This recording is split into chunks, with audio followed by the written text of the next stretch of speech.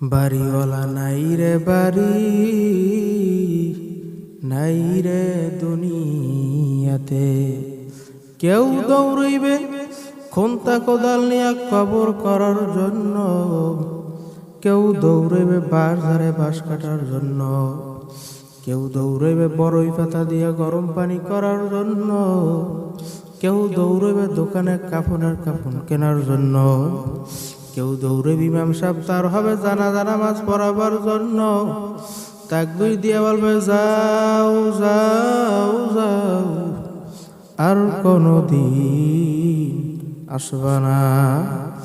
এ দুনিয়াদার পাগল আমার বাবার এ কবরের যাত্রীরা, বাজান সন্তান বাপ মার সঙ্গে বারবার অন্যায় করলে বাপ মা সন্তানকে ত্যায্য পুত্র কইরা দেয়, কিন্তু আমার মাওলার সঙ্গে নাফরমানের পরও নাফরমানি করলাম, আমার মাওলার নিয়ামতের অশুকরিয়া করলাম, আমার মাওলা কিন্তু তার জমি থেকে আমাদেরকে ভাগাইয়া দেয় নাই, তার নিয়ামত থেকে আমাদেরকে বঞ্চিত করে নাই।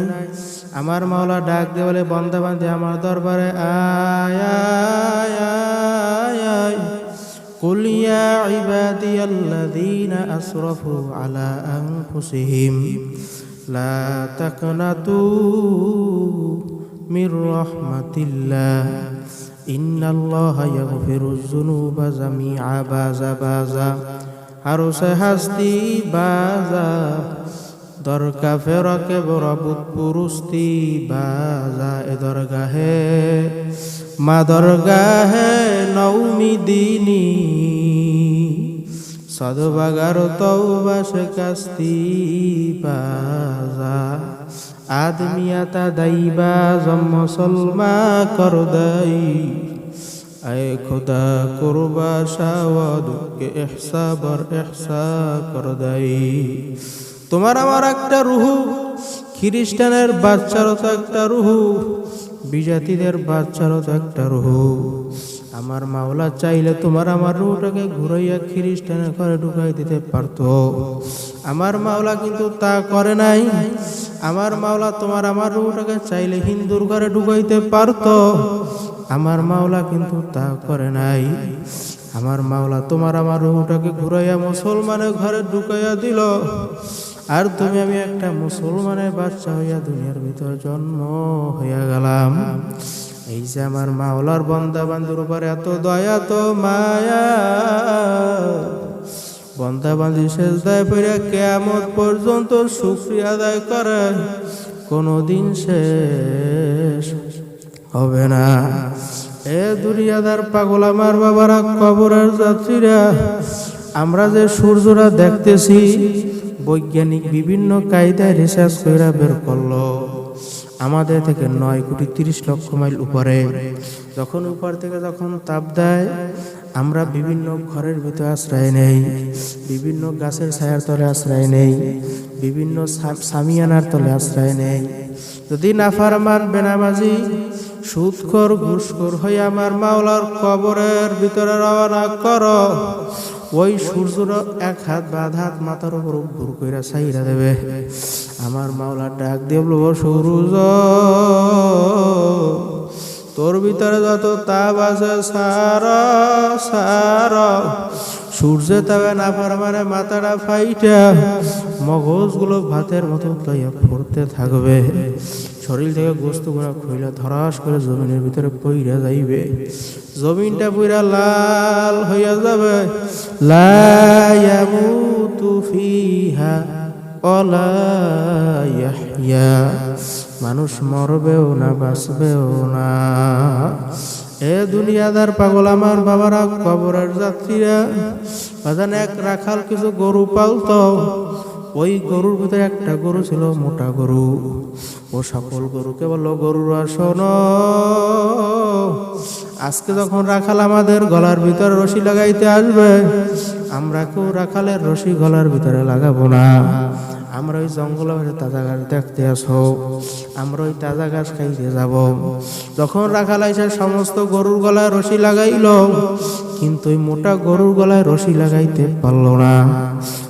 জাগাইয়া দৌড়ায় রাখালো পিছনে পিছনে দৌড়ায়। রাখাল ডাক দিয়ে বলো, গরু ফের ফের ফের, আজ বুঝবি না বুঝবি কাল, কপাল থাবরা বিয়ার দিবি গাল। গরু যাইয়া খুব ওই জঙ্গলের ভিতর খুব আনন্দ ফুর্তি সহকারে ঘাস খাইতে আছে। একটা বাঘ আমার মাওলার দরবারে দোয়া করে, মালিক ও মালিক, তুমিও তো আমাকে বানাইছ, আমাকে কি খাওন খোরাক দিবা না? আমার মাওলার সঙ্গে সঙ্গে বাঘের দোয়া কবুল কইরা নিছে। তখন বাঘ যা গরুর সিনের ভিতরে খপ কইরা কামড় দিয়ে রক্ত শুরু কইরা দিল। গরু ডাক দিয়ে বলতেছে, মালিক ও মালিক, আমি তোমার হুকুম মানি নাই। তোমার যদি হুকুম আমি মানতাম তাহলে আমার বাঘের কামড় খাওয়া লাগতো না।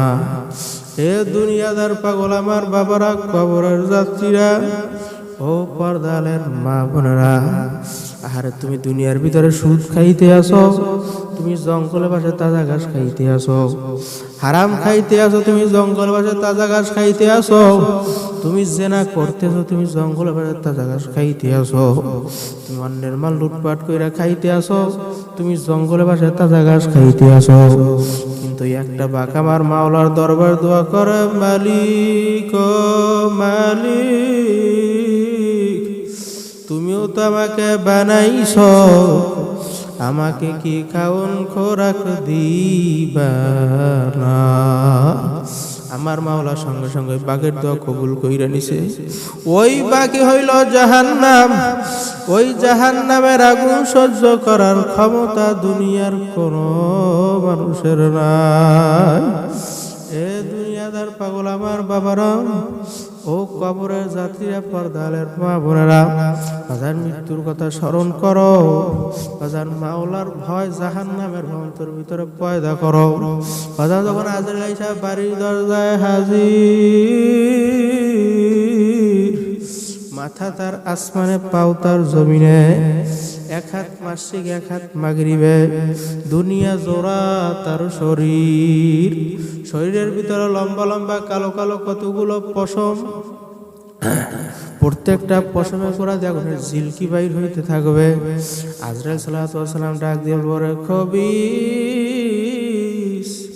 আমার মাওলার দেওয়া নেয়ামত সব কিছু ভোগ করছ, আমার মাওলার দেওয়া নেয়ামত আর তুই হাত দিয়ে কাজ করছ, আমার মাওলার দেওয়া নেয়ামত তুই ব্রেন দিয়ে ব্যবসা বাণিজ্য কইরা বড় মেয়া হইছ, আমার মাওলার দেওয়া নেয়ামত আর তুই জবান দিয়ে কথা বলছ, আমার মাওলার দেওয়া নেয়ামত তুই চক্ষু দিয়ে দেখছ, আমার মাওলার দেওয়া নেয়ামত আর তুই পা দিয়ে হারছ, আমার মাওলার দেওয়া নেয়ামত তুই একটা আম গাছ লাগাইলে আম খাওয়ার জন্য, ওই আম গাছটা এখন আর আম দেয় না, ওই আম গাছটার এক কাইটা লাকড়ি বানাইয়া চুলার ভিতরে পোড়াইয়া ভাত পাক কইরা খাইছ। হে বান্দা বান্দি, কেন তোর জন্য বানাইলাম। আর তুই একটা গাভী গরু কিনলি দুধ খাওয়ার জন্য, ওই গাভী গরুটা এখন আর দুধ দেয় না, ওই গাভী গরুটার জবাই কইরা খল খলাইয়া গোশত পাক কইরা খাইছ। হে বান্দা বান্দি, আমি তোর জন্য বানাইলাম। আহারে তুই আমার সমস্ত নিয়ামত ভোগ করলি।